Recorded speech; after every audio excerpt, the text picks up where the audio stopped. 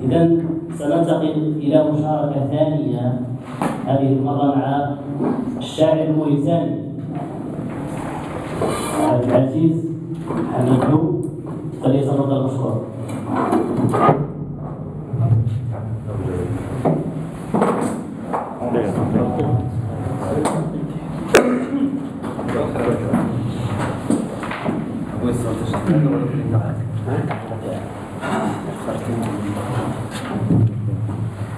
السلام عليكم.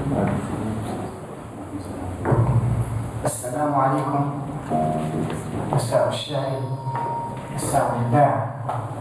شكرا لكم في نسختكم الأولى من هذا الملتقى.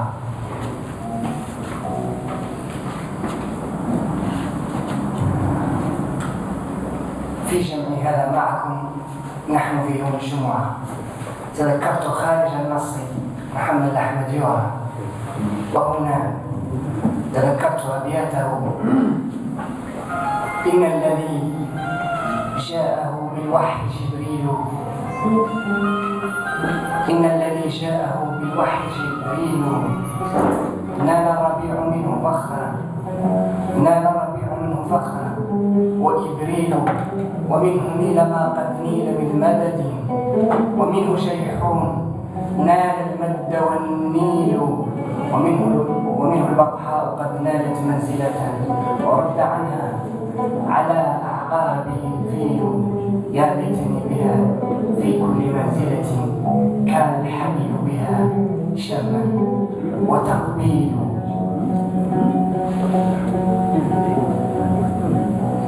هنا أيضا تذكرت شاعرا قديما تغنى على ظبيات، فعارضته بقولي: بالله يا ظبيات الصحراء قلن لنا، ليلاي منكن أم ليلاي من البشر، والليل ليلان،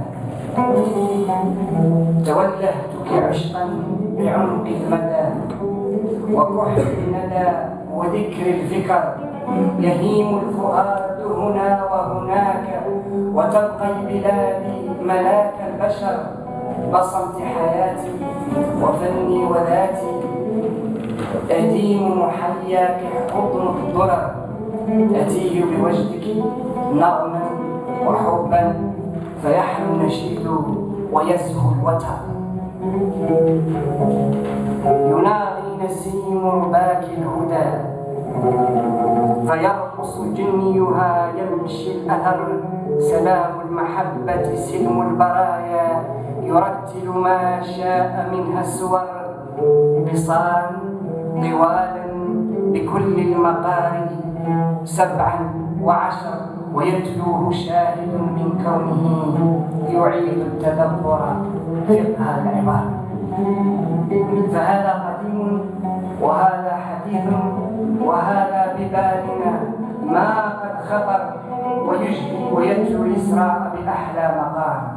فهذا قديم وهذا حديث، وهذا ببالنا ما قد خطر، ويتلو الإسراء بأحلى مقام، ويجيش في القدس يبكي الأبر، يكابد حلكة ظلم عنيد، ألا يا سامري زل ما أمر، ويسعفه الشوق ويسعفه التوق، كنا زمانا وحتما نكون أعيد النظر، حبيبي ود جميل كسانا، فغار النديم وغار السحر، فأوحى بسر بلحن خفي، ويعتصر القلب إلي أسر، هنا الفجر لاح هنا الديك صاح، فقلت تعلة نعم الخبر.